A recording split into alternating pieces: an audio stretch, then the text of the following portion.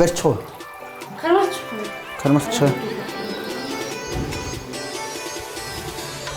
За ихний асуулт. За. Өөрийгөө танилцуулах. За намайг Бацгоо огт Отгон Дангират гэдэг. Би Доронтой аймагт залуучуудын чиглэлээр үйл ажиллагаа явуулдаг. Сургалт болон студийн чиглэлээр нэг үйл ажиллагаа явуулж байна да.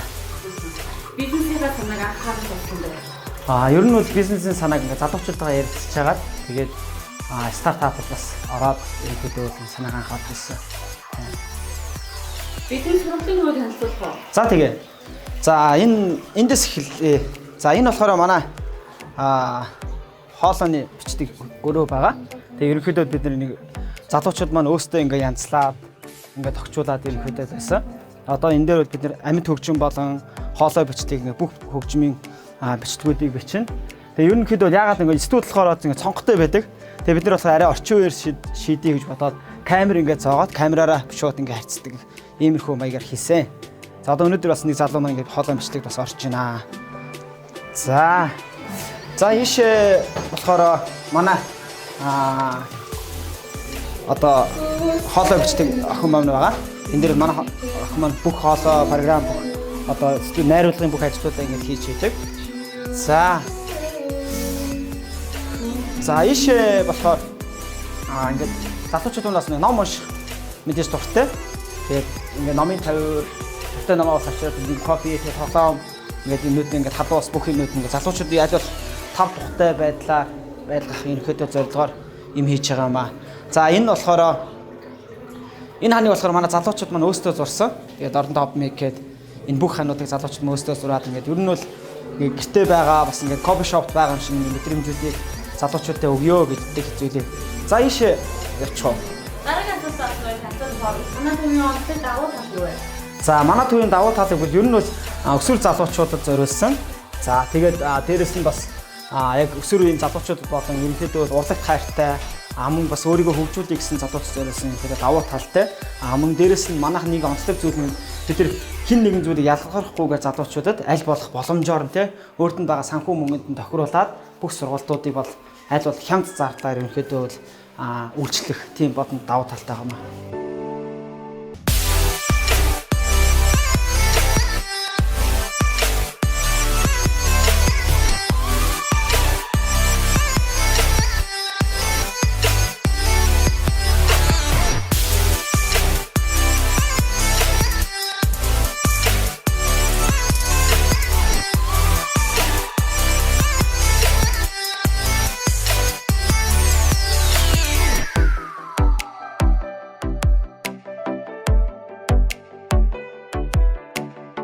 За ийшээ болохоор манай сургалтын өрөө байгаад байгаа.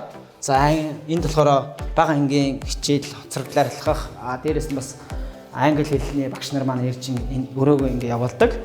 За ер нь бол энд болохоор одоо төрөл бүрийн одоо англи хэлний сургалт болон за тэгээд бага ангийн хоцрогдол одоо нэг ялангуяа залуучууд маань дээш бэлдэж байгаа. Тийм учраас залуучуудад зориулаад энэ өрөөг бас өдрийн цагаар хамгийн одоо хямд өртгөр ч юм уу те хичээл номоо ер нь дээрээд ингэ 5 тухтай орчин интернет орчинд хийх тэр бас нөхцөлийн бидний ингээд бүрдүүлж өгөхийг айлгаж бодож байна. Бизнесийн ойрын боломжтой зорилго. За ойрын зорилго байвал ер нь бол боломж байгаа бас дорнотойгоо маш олон залуучуудад болон ерөнхийдөө хөдөө орон нутгийн залуучууд маш их хөрөлтийг хүсэж байна. Дээрэс нь одоо бас дорнотод нэг роллер гэдэг төв байгуулах гэж байгаа. Ерөнхийдөө бол одоо энэ оноос 9 сар гэдэг баг үйл ажиллагаа эхэлж байх гэж бодож байна. Тийм. За. Зарчим үнэт үйлдэл нь юу вэ? За, баримтлагдаг зарчим гэвэл яг уу нэгдүгürt альва юмд бас шудраг байхыг хүсдэг. Тэгээ хүн болохонтэй одоо эрэх тэгш ингээд харилцааг маш их хүсдэг. За, дээрэс нь ерөнхийдөө бол аль болох ингээд хүн бүхнийг одоо нэг харилцаан дээр маш их анхаарахыг хүсдэг юм тийм. Одоо юунээр төвлөрөх ажиллаж байгаа вэ? За одоо ерөнхийдөө бол залуучуудад яаж илүү те одоо хүрэх вэ гэдэг зүйл.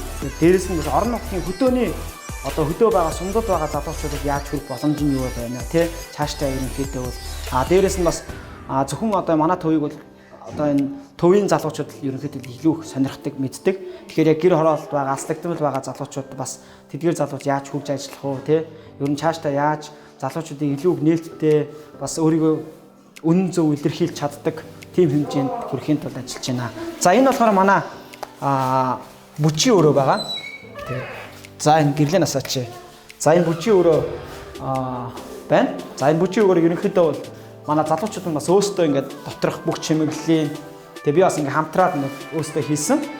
За тэгэхээр бүжгийн өрөөний маань одоо нэг онцлог бол ерөнхийдөө бол нэг хамгийн дээд нь 5 хүн бид нар авдаг. Тэгээ яагаад тэгэхээр нэг найздаар нөхдөөрөө ч юм уу те ганцаараа бүжиглэх дуртай залуучууд байгаа бол энд ирээд ингээд 5 тухтай зарим залуучууд нь бас нэг бүжиглэмээр байгаа гэдэг. Хин нэгнээс ичээд санаа зовоод байдаг штэ. Тэгэхээр энэ орчныг бас бүрдүүлж өгье гэдэг бодлоо яг ингээд 3 4 хүн ирээд эндээ ингээд бүжиглж ерөнхийдөө боломжтой байгаа.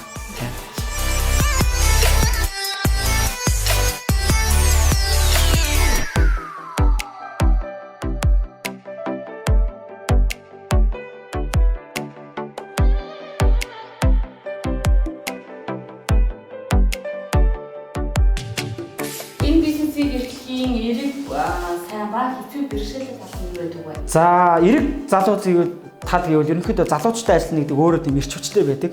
Тэгээд намайг хүмүүс бас ингээ гайхаад байдаг. Яагаад тийм 10 жилийн хүүхэд чи те. Тэгээд одоо би чинь одоо 27 бараг 28 хүрч байгаа шүү дээ. 2 хүүхэдтэй эцэг. Тэнгүүд хүмүүс 10 хүүхэдтэй ингээ жоох хүүхэд хараад байдаг байхгүй. Тэгээд энэ ерөнхийдөө миний ажиллаж байгаа бас ажлын онцлогоос бас ерөнхийдөө шалтгаалдаг байх гэж боддог. Дээрээс нь одоо эрэг тал нь яг тийм эрч хүчтэй залуучуудаас дүүнээс бас маш олон зүйлийг бас сурч авдаг. Сул тал нь гэвэл айгүй нэг зүйл нь мэдээж тэд нар маань зарим үед насан туршиг хүүхдүүд байна тий насан турш байгаа залуучууд байна. Тэгэхээр эдгээр маань нэг юмд айгүй тогтворгүй байдаг ч юм уу тий жоохон сэтгэл хөдлөлөөр ханддаг ч юм уу энэ байдал нь жоохон бас хаяадаа ингээд ямар ч залуучгүй болохоо үед ч юм уу тий ингээд яг хэцүү зүйлүүд ерөнхийдөө зөндөө гардаг юм дөө.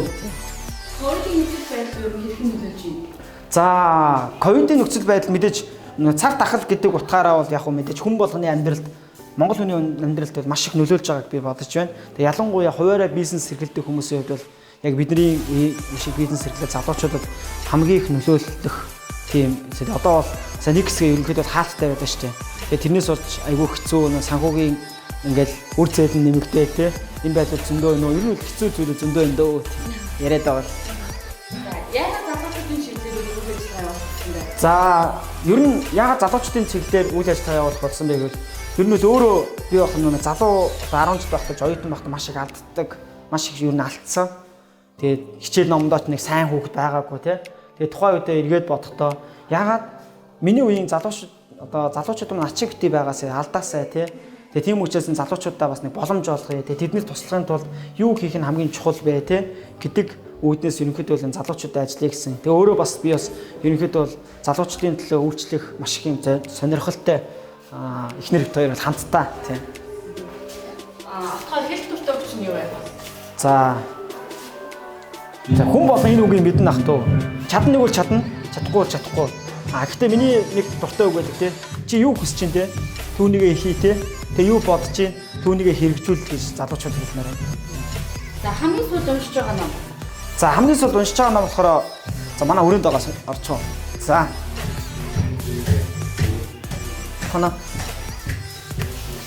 За хамгийн сүүлд уншиж байгаа сэтгэлийг хангаах өөрчлөлтүүд гэдэг энэ номыг бас уншиж байгаа.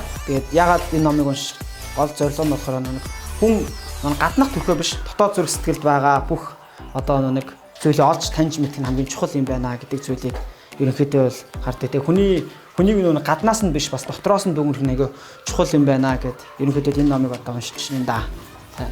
Дараагаас бол шантрах үеийн өөрөөр хэрхэн цэнгэлдэг вэ? За шантрах үедээ гэвэл ерөнхийдөө бол зүгээр л ганцаараа байхаа юм хүсдэг.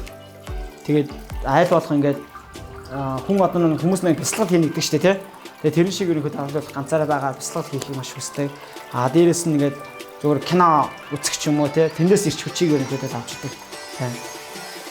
Орон нутагт амьдрахын давуу тал. За орон нутагт амьдрах нь одоо давуу тал нь гэвэл нэгдүгээр төгжрөл багтай. Хоёрдугаар нь санхүүг бас жоо хэмнэлттэй Улаанбаатар хотыг бодвол за гуравдугаар гэвэл бүх юмнууд нойр гэж бодъё. Ерөнхийдөө дөрөвдүгээр гэвэл яг хуу залуучууд маань нэг танилын өрөөнөөр айгу хурдан бас бие биенээ танил бие биенээ туслах тийм боломжтой гэж бодож байна. Чиний байнга одоо хийх хэрэглүүдэд туршил. За байнга хэрэгжүүлдэг зүйл гэвэл өглөө бод хамгийн дөрөв босоод ер нь ном уншдаг. Тий. За тэгээд ер нь боломж байгаа бас өдөртөө аль болох ингээд өөртөө бас хувьдаа өөртөө айгүй цаг гаргахыг хүсдэг. Тэгээд залуучуудтай аль болох ярилцаж, нөхөрлөж тэднийг бас сонсохыг маш их хүсдэг. Юунаас ирч хүч авдаг вэ? За ирч хүч гэвэл одоо энэ дээр яриад жоохон өөрийнхөө итгэл үнэмшнээсээ айгүй ирч хүч авдаг. Тий, ер нь тий цуглаанд явдаг бас. Өөрийгөө хөгжүүлдэг вэ? За өөрийгөө хөгжүүлэх тал дээр нь сүүлийн үед жоохон ингээ унчаад байгаа. Тэгээ яг юу нөх судлаа нэг яриад яг хуу. Яагаад тэгэхээр нөө ингээд жоохон нөхцөл байдал маань ч юм уу тий нөлөөлөд байгаа юм шиг надад санагддаг байхгүй хоёрын нөхцөл байдал ч юм уу юм хийгээд жоохон урамгүй болох ч юм уу тий. Гэхдээ өөрийгөө хөгжүүлэхдээ аль болох нөгөө нэг ном унших тий дээрэс нь ингээ сайн дадлуудыг өөртөө бас бий болгох. Тэгээд аль болох шинэ санаа, шинэ зүйлийг илэрхийлэхэд маш их хүсдэг даа тий. Хогийн хобби юу вэ? Миний хобби нохоод тийж. Тий. Одоо байгаа нохоонууд ер нь өмнө айгүйх нохоотой байсан. Тэгэхийг нохоо хүмүүст бэлгэлээд. Одоо манайх ч нэг өмнө гэр ороод байсан. Одоо нэг байшинтай байгаа болохоор тэр олон нохоо байшин тийж нэг хэцүү шүү дээ. Амьдралдаа авчихсан хамгийн том сургамж. За хамгийн том сургамж юу вэ? Тэгээд манай ээжийн нэг үг хэлсэн үг гэдэг хэн байх нь бүх зүйл чамаас шалтгаална гэж миний хамгийн хайртай юм бас хэлсэн байдаг. Тэгэхээр яг энэ миний хамгийн том сургамж юм даа гэж боддог юм. Залуучуудыг ямар хүн байгаасаа хүсдэг вэ? За залуучуудыг ер нь хамгийн чухал зүйл өөртөө ихтэй. Тэгээд дайчин. Тэгээд ер нь бол амьдрал битгий ингээ шантраасаа гэдэг нэг зүйл хэлмээр байна тийм. Сүүлийн 21 насд таны мөрөөдөд бүтээн зорилго юу вэ? За миний мөрөөдөл гэвэл би ингээд дэлхийн өнцөг боломжууд очиж мянган залуучуудад бас өөрийнхөө ингээд хийж байгаа зүйлийг бас танилцуулахыг хүсдэг. Тэгээд дээрэс нь бас зорилго гэвэл Дорнод аймагта яг залуучуудын төлөө маш том хүчирхэг тийм залуучуудын цөлөө цагаа зөв болгосон өнгөрүүлэх тийм том хоёрын ч юм уу ямар ч нэг том ордон байхыг маш хүсэж байна. Тэгээ тийм л зүйлтэй байгаа юм байна. Заавал юм яах.